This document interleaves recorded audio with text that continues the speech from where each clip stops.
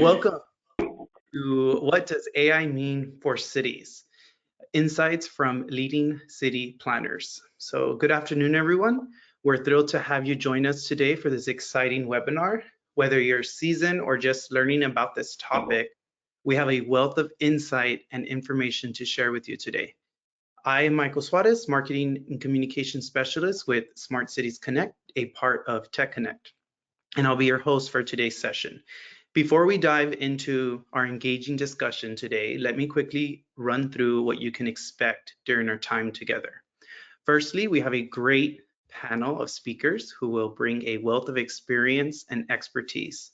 They'll be sharing their insights and offering valuable perspectives.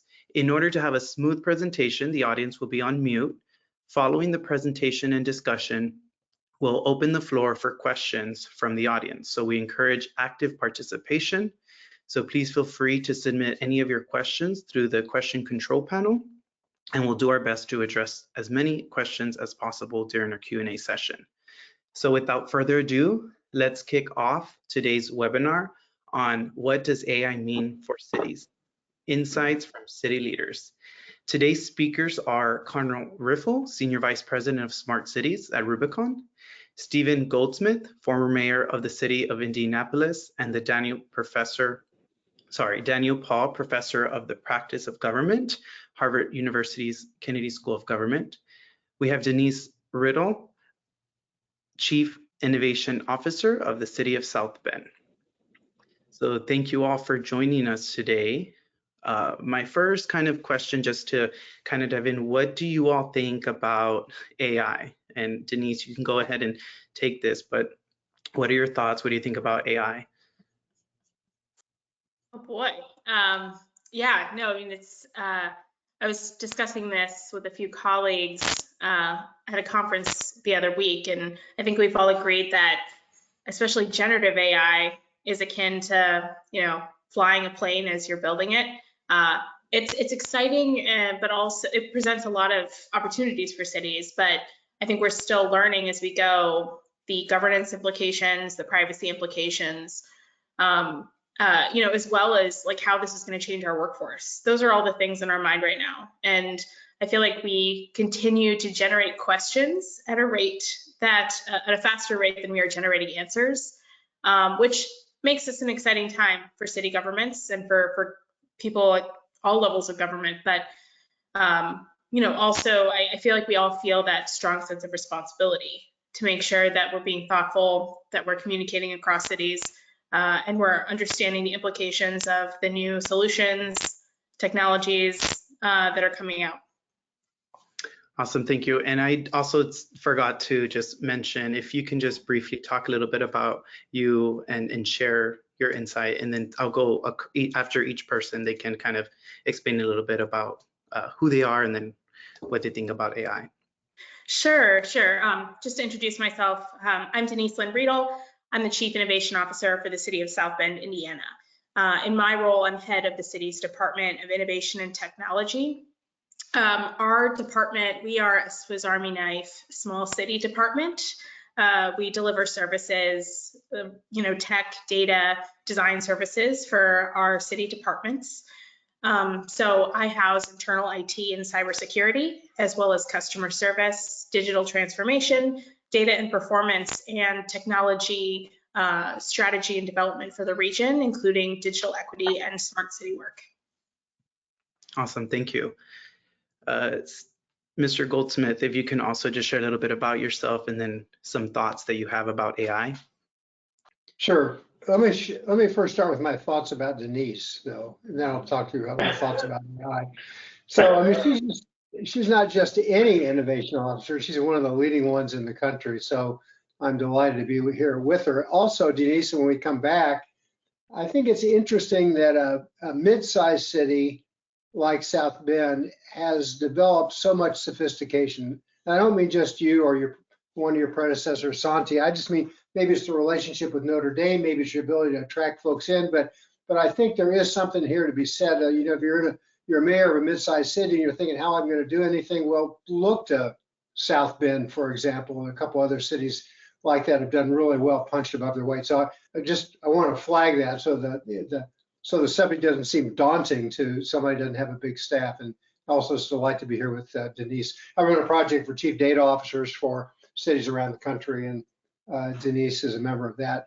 I'm a professor at the Harvard Kennedy School, Bloomberg Center for Cities. I have a project called Data Smart City Solutions, and we have a website where we try to inventory and curate the best applications of technology, AI, and the like for cities to use. As you guys mentioned, I was the mayor of Indianapolis, the deputy mayor of New York, and have looked at the intersection of technology, innovation, and cities for a long time. So, look, I don't know how to answer your question. I've got two screens, so I'm tempted to kind of chat the answers to the questions while you're asking them to see if they sound better when I say them, but I won't do that quite yet. Let me just say this, that all of these technological breakthroughs, there's always two sides to the coin, right? There's one side of dramatic changes that will enhance the productivity of the workforce and the quality of the customer service that a city is able to provide. Very dramatic changes in a period where cities are under great pressure. These tools will allow cities to perform at a much higher level. And every one of the tools carries with it risk in terms of bias, algorithmic bias, security, privacy. The risks are real. And anybody who doesn't think the risks are real is making a mistake. And anybody who's paralyzed by the risk are making a mistake, which is why I'm pleased to participate with you all today. Awesome. Thank you, Stephen. And then Conor, can you share a little bit about yourself and talk a little bit about this amazing panel that we have here today with us? It is an amazing panel, and I'm so honored to be a part of it, and grateful to y'all at Smart Cities Connect, and to Mayor Goldsmith, and to our esteemed Chief Innovation Officer, Denise Riedl, for joining us. Thank you. It's great to be with you. I'm Conor Riffle. I run the Smart Cities business at Rubicon. I helped to start our Smart Cities business now about 7 years ago. And we have been focused from that day on building technology solutions for municipal governments, specifically in the waste and recycling and heavy duty fleet space, to help municipal governments run those operations more efficiently, more effectively, and more sustainably. And we've been thinking about and deploying AI now since back in when we first started, 2017, 2018, because we saw an opportunity to use the power of AI to help municipal governments do their job better. So we were on the early end of the curve, and we've built AI into our entire suite of products.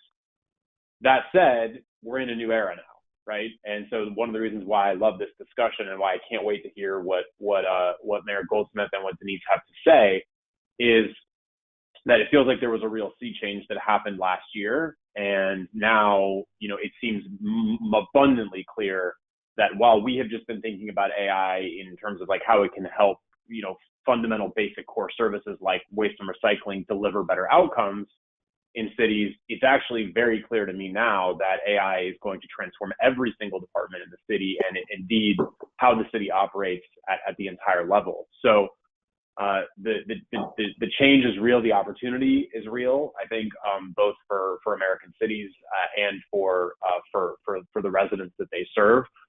To really harness the good side of the coin that Mayor Goldsmith mentioned, right?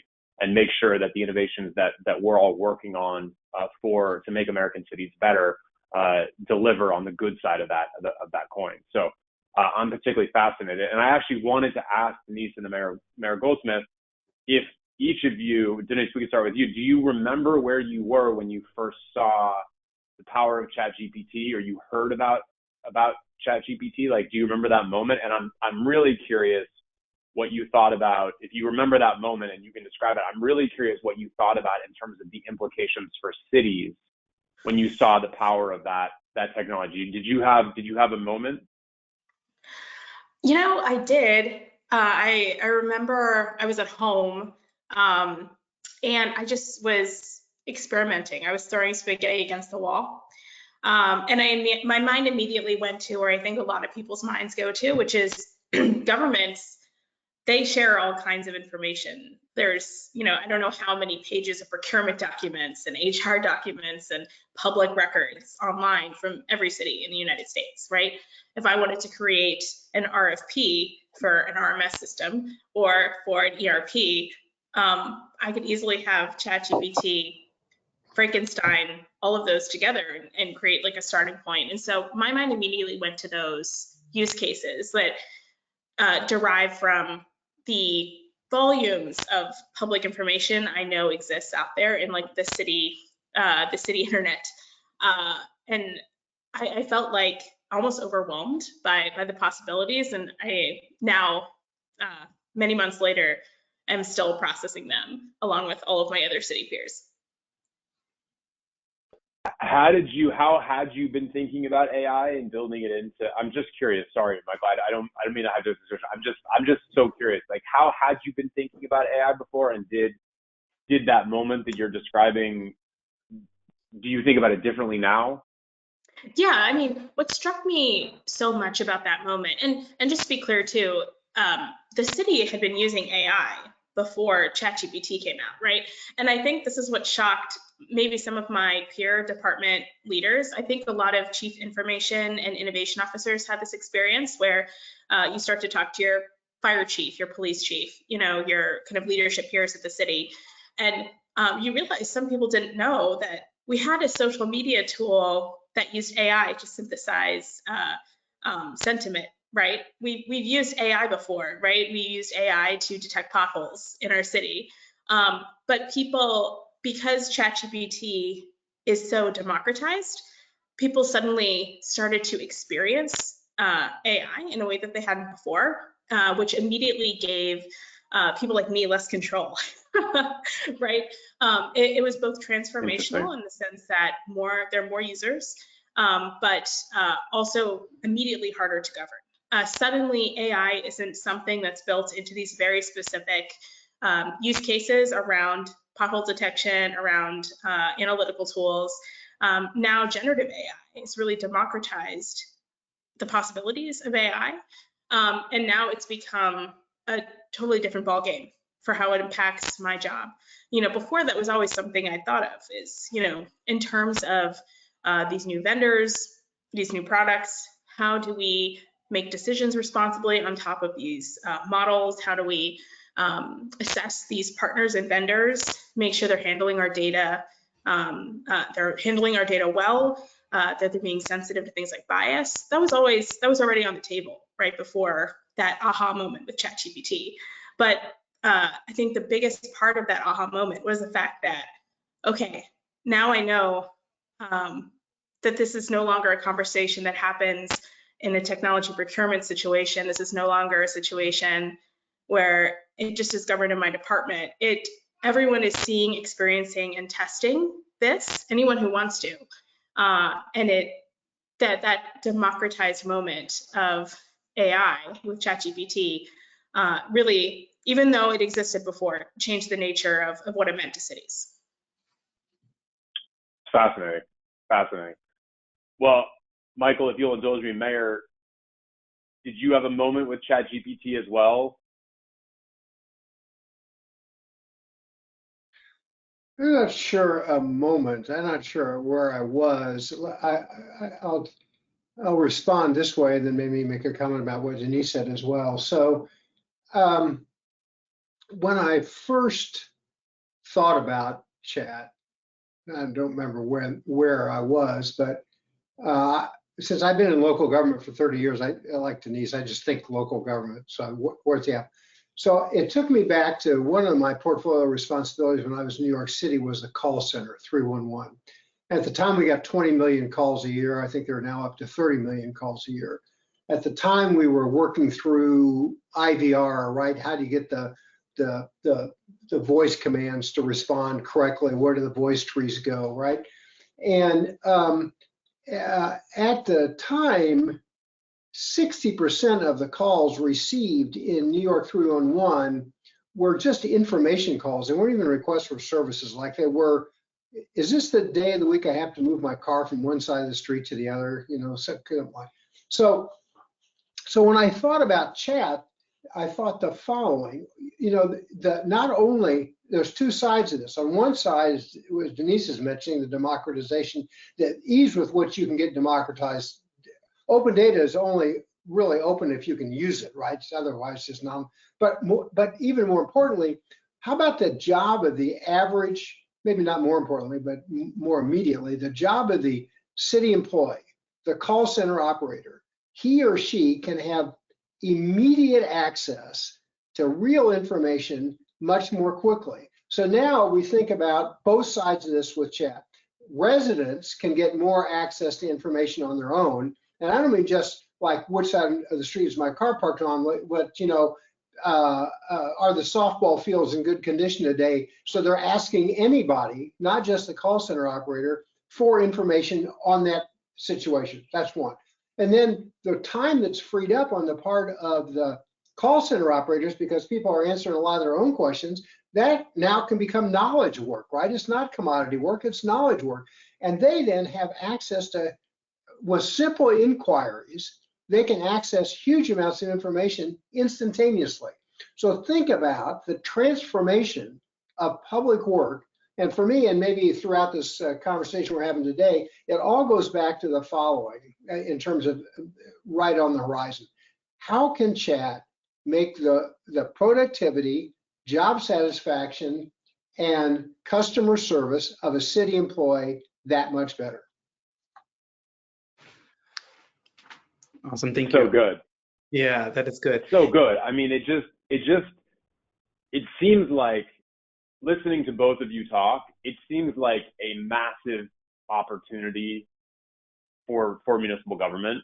It seems like the opportunity is there to improve efficiency, as you mentioned, Mayor Goldsmith, but also to democratize that efficiency, Denise, in a way that, you know, doesn't necessarily need to be centrally controlled anymore and can just kind of, you know, bleed down to really anybody, right? So just the opportunity seems just really enormous listening to you talk. It's really great. Yes, and Conor, feel free, I'm here just to kind of guide the conversation, but if there's anything that presents itself, go for it. This is very interesting. Mayor Goldsmith, you were talking about different cities, and I'm sure you've talked to a lot of cities, big and small. How should some of these cities start thinking about AI, and where should they start? Right. A little bit of the confusion we'll have today is whether we're talking about AI generally or generative AI. It's not a hugely important distinction for purpose of this call, but then you could think about AI in Conor's world, which is design a camera where it has analytics to figure out whether the trash picked up has recycled material mixed in with the other material, right? I mean, there's AI in terms of camera AI and machine learning AI that will allow you to do that set of activities better. But what I would recommend doing would be to say, let's take 5 or 6 or 7 practical applications where the use of generative AI will make a better product. Let's do procurement, where 80% of procurement is routine stuff and 20% isn't. Let's apply that. I wrote a piece recently, I think for governing, on Massachusetts procurement, right, where they're trying to find out what their customers, public customers, think of them, of the products that they're buying for them. So procurement buys a product. Do we ever really ask the public customer what he or she thinks of that product, and how do we? So you could think about writing the procurement specs. You could think about soliciting knowledge, advice from a broad group of folks in the. So let's take procurement. Let's take HR. Let's take building permits. I mean, think of all of the areas where bureaucracy and paperwork has slowed efficiency and knowledge. So I'd take 4 or 5 of those and do them. I love that. I love what Professor Goldsmith just said about procurement. I think that's one of the most interesting buckets of use cases for cities. The other reason why I think it's so interesting is because when it comes to generative AI, there are also complex implications for using AI for procurement or using generative AI on the other side of procurement. So I just had this conversation with a collaborator at Notre Dame at the Technology Ethics Center there, which is a really impressive project. And, I told them, this isn't a problem for me now, but as my staff becomes more competent in using generative AI, some of the, it's not a big part of our budget, but some of the ways we engage the most with local, especially small, minority-owned, women-owned vendors in our city is things like design work, engaging with local artists for things like logos, video production, copywriting, a lot of that kind of generative human work that we used to do. Now we can automate to a certain degree or start to use these types of products for them. Like, what can you, university partner, help us think of an ethical framework that we can start to use as we make these new complex procurement decisions? What do we procure now versus what we might generate? There, of course, are larger benefits to the taxpayer to lower costs for these types of services. But on the same front, we do like to support our local economy. We like to support those workers in our ecosystem. So procurement, just like Mayor Goldsmith said, there's so much out there in terms of generating first version contracts and even automating procurement research. That's something my team has done.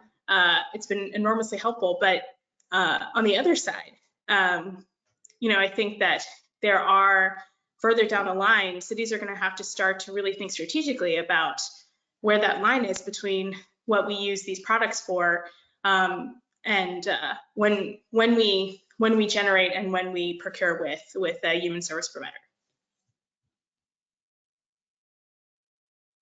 Great, thank you. I know you were touching on some of those projects or initiatives that you've done in the community. Can you think, and this could be for either of you, but any challenges that have helped that you've been able to distinguish, and how has AI helped in that, or how has it effectively addressed it?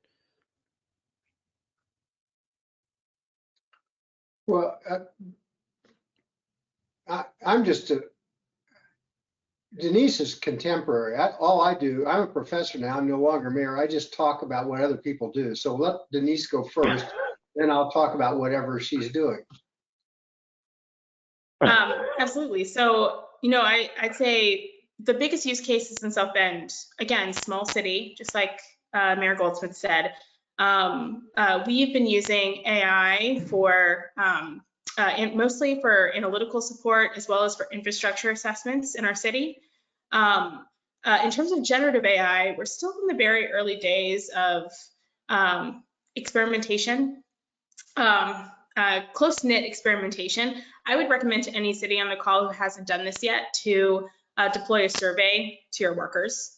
That was one of the first things we did this past year, just to understand who's using ChatGPT, who is comfortable using it, what kind of generative AI tools they're using or have experience using, what their worries are, what their fears are. That was enormously helpful to us to identify these pockets of super users, right, in our IT ecosystem that we can just rein in and start to engage with, right? Because if we want to know who they are so that we can not only support them, but also keep them close for policy and governance purposes.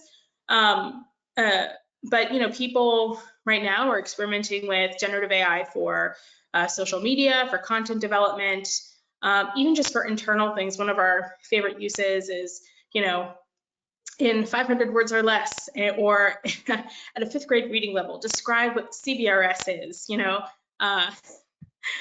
just to help speed up a lot of education and research and employee onboarding. It's been enormously helpful. And so we see those little use cases, again, all across the city, across HR, across legal in particular, my team, innovation and technology, marketing teams, So generative AI specifically, we released preliminary guidelines to our city staff about 2 months ago. And we're starting to, based on feedback we've received from our employees, generate Gen AI 101 training for the people we know are using it. And then we'll continue to refine those guidelines throughout the course of next year and embark on a couple of key projects concerning generative AI, mostly focused in customer service and resident engagement.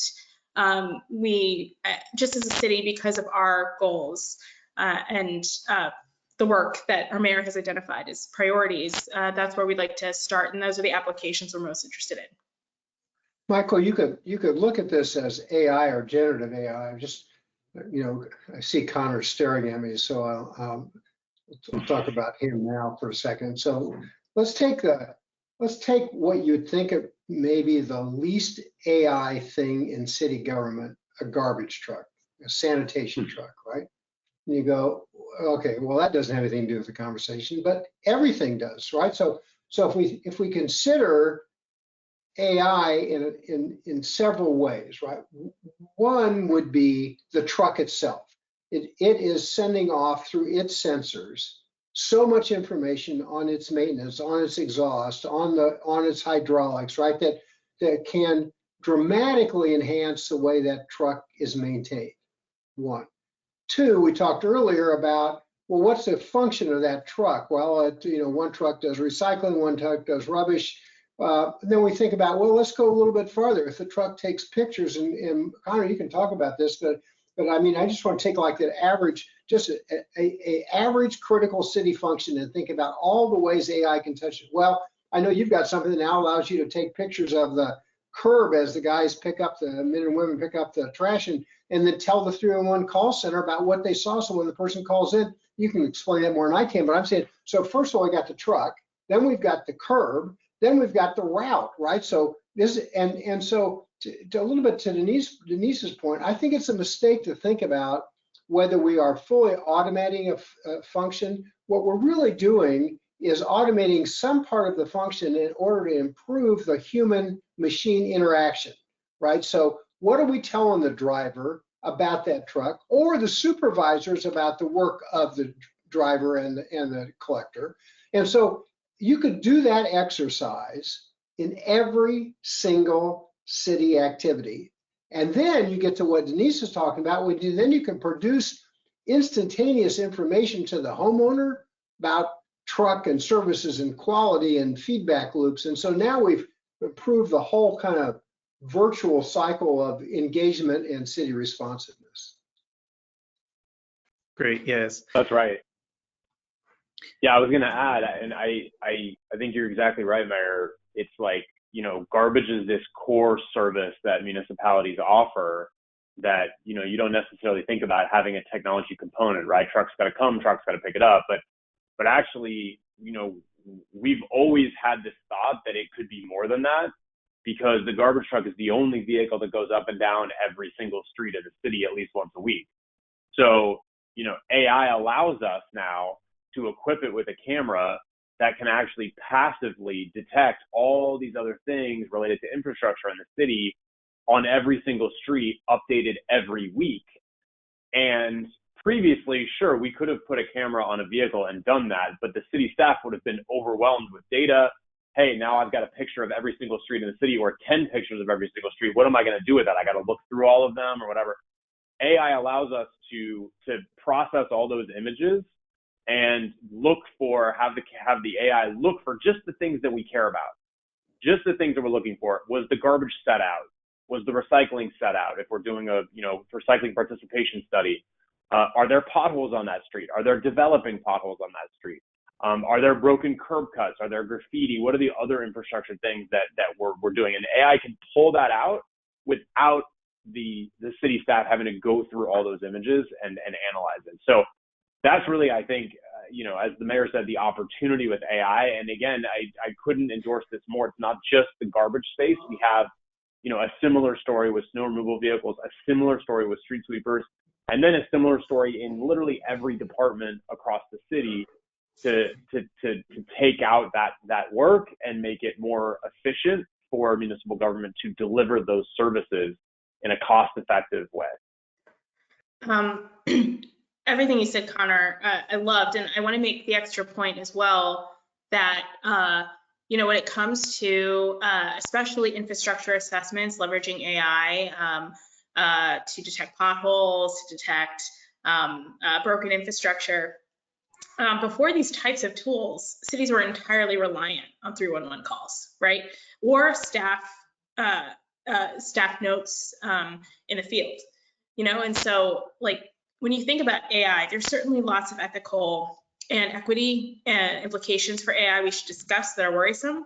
But some of the very optimistic ones are centered on this, the fact that we no longer have to rely on imperfect 311 data, which we know only comes or comes disproportionately from higher income parts of our cities, right? The fact that we can now, in a more efficient way, maybe on an annual or biannual basis, be able to do sidewalk assessments, road assessments. We don't have to rely on residents to call if there's a missed pickup, right, Conor? We can, we'll know where those are. We don't have to necessarily rely on that resident having the time or capacity to call the city, or just trust that they trust the city to call the city with that, right? We can provide equitable services geographically across our city to every resident, regardless of some of those pre-existing factors.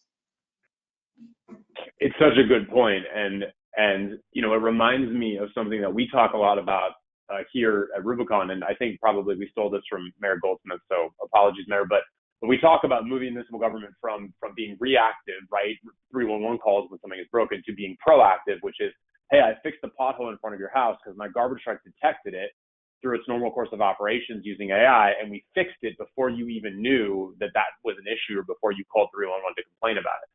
And that's a better citizen experience, but it's also more equitable because we can make sure we're doing that on every street. And then it avoids that 311 call, right? And Mayor Goldsmith talked about New York 311 and, an extra 10 million calls a year or whatever it is. Did we staff up these 311 call centers to handle that additional volume? No. Every city I know generally has too many 311 calls at this point. We need to find a way to reduce those 311 calls so we can actually get a queue that we can all handle. So there's significant opportunity there to do this kind of reactive to proactive transition. And I think it was already happening, but I think AI can really kind of accelerate it and do it in an equitable way. That's absolutely right. So 311 is actually in my department in the city of South Bend. And I love that. I think, especially now, I'm grateful that our frontline customer service team is integrated with innovation in IT for this exact reason. I can put them on a long-term path around change management and workforce, right? I can train that team and design that team to be more adaptive given all of these changes happening in their ecosystem. But more importantly, I can make them a part of some of these, especially generative AI fueled changes that's happening in our city. Because at the end of the day, they're the best staff to help train a conversational agent, right, that we're deploying at the city of South Bend. They have excellent tacit knowledge of city systems and processes that we need to capture. But even more importantly, their very important human talents should be deployed in much more nuanced and complicated cases. And the more simple, repetitive things I can take off their plate, the more I can use them. I talk to city CIOs all the time, and I think we all agree 311 liaisons and operators are actually, whether they self-identify as this or not, they're sort of the future IT project managers and product managers of the city because they know when systems are broken, they know when there's something wrong with the data. They work really well with IT staff. I'm really excited to see how we can manage that change within our department and have them make sure that we're making sure that these AI products are trained well and working for our residents. Great. Good. So we're talking a lot about leveraging generative AI, and I'm also curious to know, Mayor Goldsmith, in your teachings as well, and how are you integrating this knowledge? I know, Denise, you talk about training and teaching people who work for the city. But then, like, is there that connection, Mayor Goldsmith, that you're thinking about when you're teaching and talking to these cities about integration? How has that been? How has that conversation been with integrating AI into city management? Yeah, I mean, it's still all relatively new. Just to totally age myself, right? Since it's obvious anyway, so I might as well admit it. When I was mayor of Indianapolis, I think we were the first city to put services online, and we registered this URL called eGov because it seemed like a cool name at the time, and everybody's really excited about eGov. And then, a few years later, I thought, this makes no sense to have eGov in government, right? Government should all be digital. So artificially thinking about eGov and government. So eventually they all got merged, right? And every city worker now uses email. Like, I think every city worker uses email.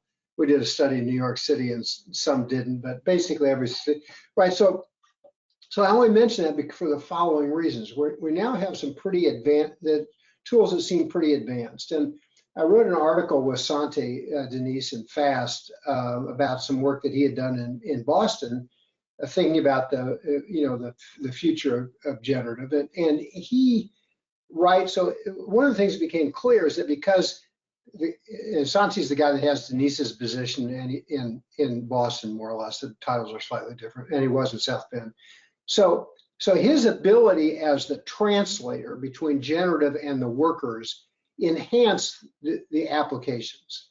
So for a while, we're going to need Denise to improve the digital literacy of her workforce in order for them to take advantage of these tools. Now that may be, Denise, remember a few years ago, it was a big deal when San Francisco first started giving Tableau training to the workforce, right? Or Esri training, or the case may be.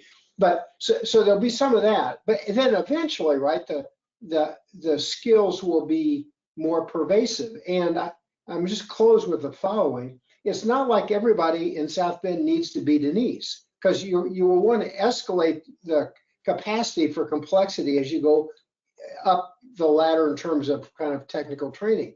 But it does mean, picking another word from Denise, that the democratization of information as a result of generative will allow every worker to do their job better. And so I just close with saying, I started with, here are 4 or 5 examples. I just want to kind of button this up by saying, yes, those are examples, but eventually what we'll want is pervasive utilization with a center of excellence in the CIO's office. Yeah, I think that's going to be a big challenge for us in many cities next year, is figuring out a way to educate staff and empower staff to use these tools responsibly, and to have them know enough that they know how to be responsible stewards and users of these tools.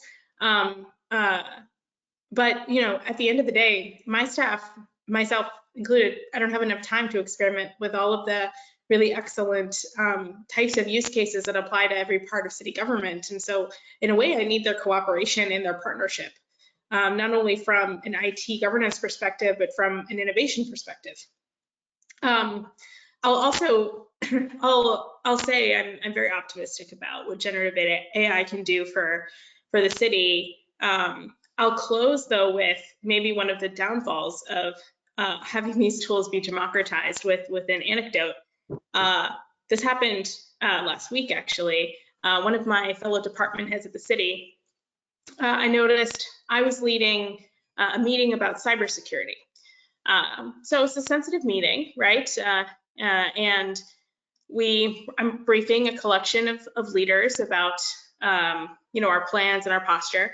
And I get an automated email from one of my department heads after that has summarized the meeting, sent me a transcript of the meeting with sensitive information in it that went to every attendee of the meeting and a few other people, and I'm not sure why they were included.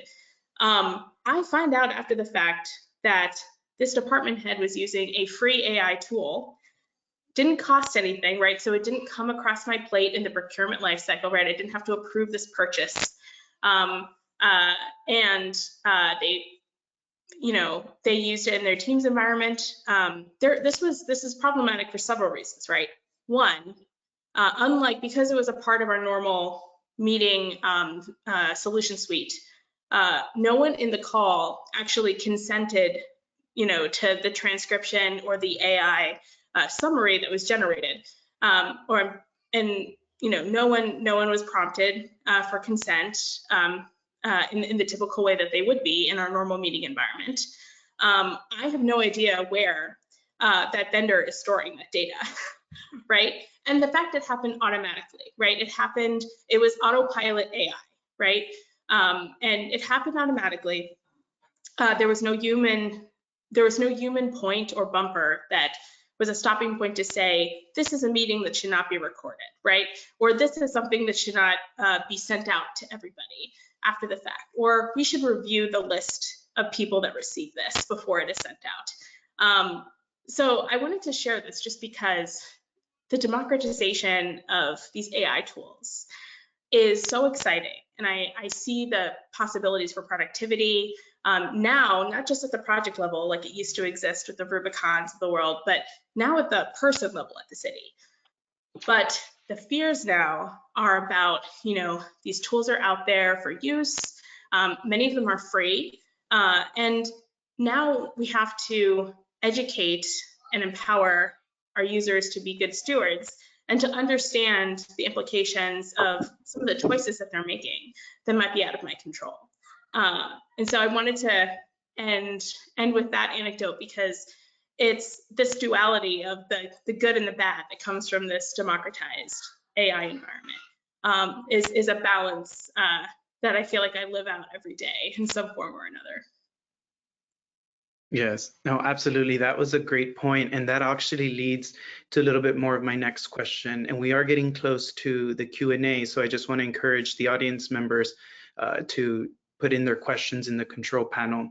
But Denise, you were talking about that data and that privacy, and with all of this generative AI that's coming, there's lots of data, right? And so how do you ensure that privacy for the residents when they're hesitant? Is there anything that you're thinking about or things you've done to be able to protect that data for residents' sake?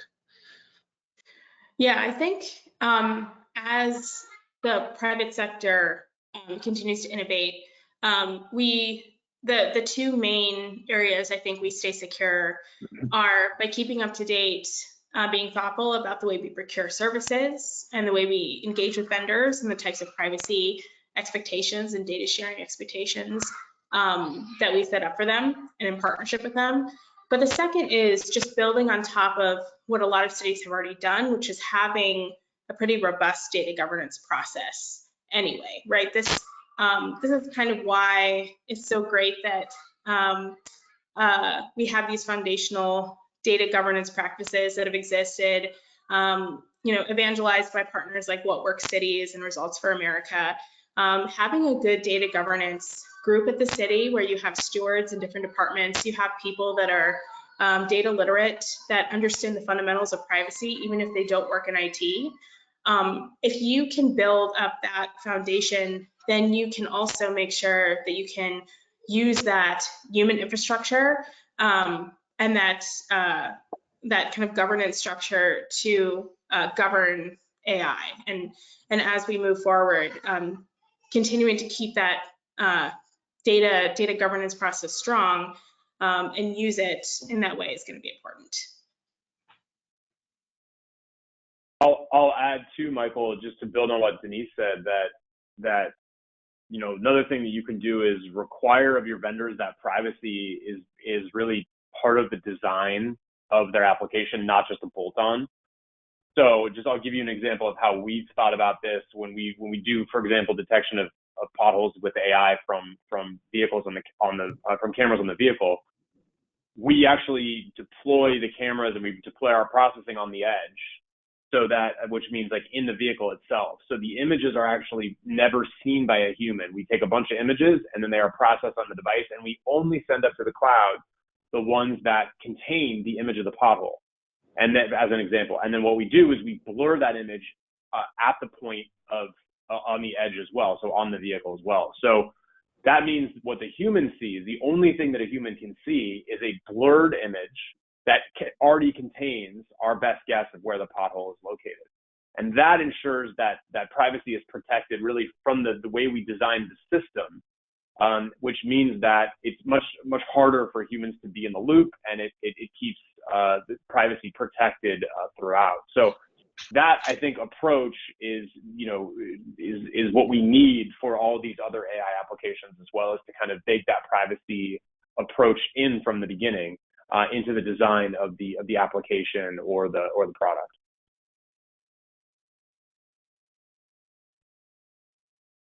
Great, thank you for that. Is there anything else you would like to add, Mayor Goldsmith, or I can kind of go in and see what some of the audience questions? No, go to the audience questions. I would just say, however, this last set of questions and answers is maybe the most complex of the day, because what Conor said essentially, I think, is that his company has some internal privacy rules. But really, when Denise contracts with Conor, I don't know if she's contracted with him or not, but just hypothetically, then she's saying with her lawyers and procurement people, neither of which have much experience in the area, by the way, that here are the rules that are going to apply to our contractors. And then you go, well, that seems pretty straightforward. Well, it's not, because every one of the major technology vendors is going to be using AI or generative AI in their service delivery. So, and then you'll have a situation like we're working on smart grants with DOT in 9 cities on a digital platform. Well, in the digital platform, there are multiple vendors using APIs to interact with the digital platform that the city owns. So then you've got data that's going to be kind of mashed up. Some people might own this piece of data, some people might license this piece of data. But without making the conversation just horribly complex, I might want to point out that we're going to need some sophistication on the legal side, where the city sets the rules. And it's not that the city wants, if you listen to Conor's response, or you think about what his cameras pick up, the city doesn't want all that data, because if it's better that it be erased if it's not usable, rather than become a source of a FOIA request in South Bend. So what does the city actually want? And what do they want to allow the vendor to do with the data? And what are the security rules around the data, as well as the privacy? This is as complex an area, in my opinion, as it gets. I think you've hit on a big need in the ecosystem, Mayor Goldsmith. And I think that, if there was some sort of partner, like a government, like a GPL, a government performance lab, or some other partner like that who wanted to take that on to, I've done my best, and I have a great lawyer specialized for my department at the city of South Bend, and great partners in our procurement team. But that's not always a given, and there isn't sort of there isn't a method to onboarding those types of city professionals into these more complex topics. There isn't a rubric for that or a curriculum for that. Or there isn't a way to get them up to speed enough so that they can catch things. But I agree, that's a big need, because these types of contracts, these types of partnerships are only getting more complex, especially for data security and privacy, and cybersecurity as well. It's so true, and I would add, Denise said it, but I would emphasize that this issue and getting this right is mission critical for municipalities. And the reason is that we know municipalities are the target of cyber attacks, right? And these cyber attacks can cripple municipal infrastructure. We've seen the scale of these cyber attacks increase in the past decade, and especially in the past few years, they've just gone through the roof. So, and we know from, cases in Atlanta and others that these types of cyber attacks can really make it very difficult to do the day-to-day business of municipal government. And these municipal governments need to function. They need to stay up and running. They need to have business continuity in order to deliver these core services for residents. So as the mayor said, this is an issue that is very complex, but it is of critical importance that we get it right, because these cities need to continue to function in this environment where these cyber attacks are going through the roof. Yes, that's all very important stuff, and thank you for each of you sharing a little bit about that. We have a couple of questions. I'm just going to do one or two, see if we can get through them. But one of them right now, kind of based on what we're talking about, is there any type of AI tools that you would like to see? Any data sets that are lacking, or anything that you would like to see to help improve kind of any initiatives or projects you're working on? And I guess that would be a little bit more for Denise, since you're working there directly in the city. Yeah, well, one of my biggest wish list items we just completed, because for a long time, I felt like there wasn't, even a couple of years ago, this is how fast the market changes, right? A couple of years ago, there wasn't a really good sidewalk infrastructure assessment product, because sidewalks were just harder from an AI perspective than streets were, all right, because of shadows and trees and things obstructing the sidewalk when you capture images of it.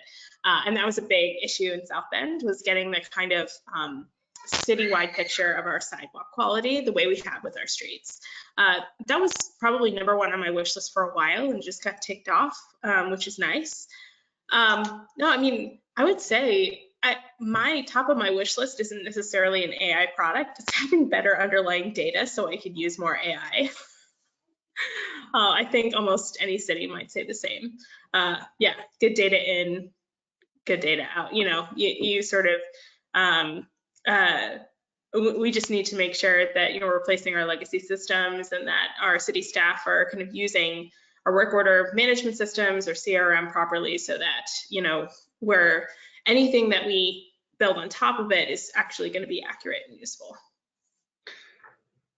Michael, my answer is not as good as Denise's, but let me just add, I just had this at Bloomberg Center for Cities. We just had a lunch with a number of us, as I mentioned, working on AI, and Santi, CIO of Boston, said he's often now using generative to inquire about the regulations and laws. I was a city attorney once in my life, and there's a whole lot of folklore in cities about what you can do and what you can't do, who can do it, who can't do it, right? And so to be able to quickly find the right provision is really helpful. That would be one. The other is, at this lunch, I was sitting next to Mitch Weiss, who many of you may know, who's at the Harvard Business School and was the chief of staff for Mayor Menino in Boston. So he's got a nice view of these issues as well. So I said to, I guess all this was public. If it's private, I guess I've now embarrassed everybody at the room. But at any rate, I said to Santi, why don't you just create a chatbot generative AI that will make the job of the municipal expediter irrelevant. The expediter is the guy that people have money pay to stand in line and get permits from, that people who don't have money have to do themselves, right? So it's a great statement of what's wrong with government. So then Mitch said, after the lunch was over, here, I'll write one. Just hold it. I'll just do this. So what that exercise that he showed me reflected to me is, a fair amount of the information is available currently, just like the rest of us today use chat through having it scroll through the Boston website. But what Santi had done earlier with 311 and graffiti is he had loaded the public information in Boston for chat to analyze, right? So the answer to your question, I think, is twofold. It's what can it access today publicly, and what public information, because you don't want to upload private Boston or South Bend information into a generative search, but what public information would be available to augment that. And so if we think about the two branches of that, it may be a way to answer your question. Awesome, thank you. We're getting close to time, and I just kind of want to ask also, based on kind of the information we've shared today, if there's any key takeaway messages that you would like the audience to leave with in regards to the intersection of generative AI in our current urban environments. And yeah, feel free to weigh in, Conor, as well, and anyone of you. I mean, I'd say from our perspective, I think everything we've talked about on this call is just very exciting. I mean, I would say my key takeaway messages are like, it's here for government, it's now for government, and there's a really big opportunity to create the efficiency that we know we all need, and that will provide an opportunity for us to build cities that are fit for the future with AI. And I'll add to that the future that we're going into is a challenging future, right? Municipal government will be on the front lines of dealing with a changing climate, among many other challenges.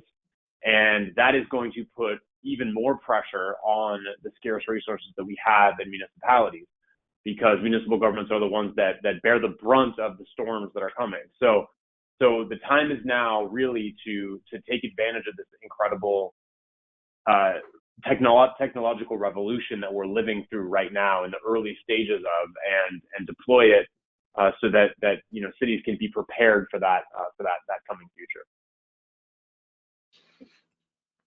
I think my closing thought is really just to reiterate how important it is for cities to share work during this period of time. One of the most valuable resources that I've been able to see the last few months during this season has been Bloomberg's new tool, City AI Connect, which is just a place that city professionals can go. You can upload your documents. City of South Bend has I placed my guidelines up there, as well as an internal city survey that I did, so that anyone can use it, deploy a similar one in your city. We don't have to reinvent the wheel. I think we have so much in common, and we can learn from one another. I've benefited enormously by seeing cities release their guidelines and their thoughts, how they're approaching this moment. And so I think it's just great for all of us to share our work and collaborate and have conversations like this. And so I would recommend that if you're not a part of City AI Connect, or you're not part of the many committees that are out there right now discussing these topics, that you do that. I would say yes. Just go get started, right? The Bloomberg Hopkins Center that Denise mentioned and City AI Connect has a number of resources, including these policies. You don't have to make up your policy. A new Metro Labs, which many of the cities belong to, has a very large working group on this. Your local university will undoubtedly have people working on it that can look for fellowships or programs that they can do with their universities. I would not let the daunting, and then let's do the digital literacy that we talked about earlier. So digital literacy, hire somebody who knows what they're doing, steal from all the rest of your peer cities, and get started. Awesome. Thank you. That's all great advice. Well, thank you everyone who joined us today. And as we conclude, I want to thank Mayor Goldsmith, Denise, and Conor for today's panel. Great information, great insight. And so we encourage everyone to stay connected. Feel free to reach out with any further inquiries, and we appreciate your time and participation. Until next time, everyone have a wonderful day. Thank you. Thanks, Michael. Appreciate it. See y'all. Thank you.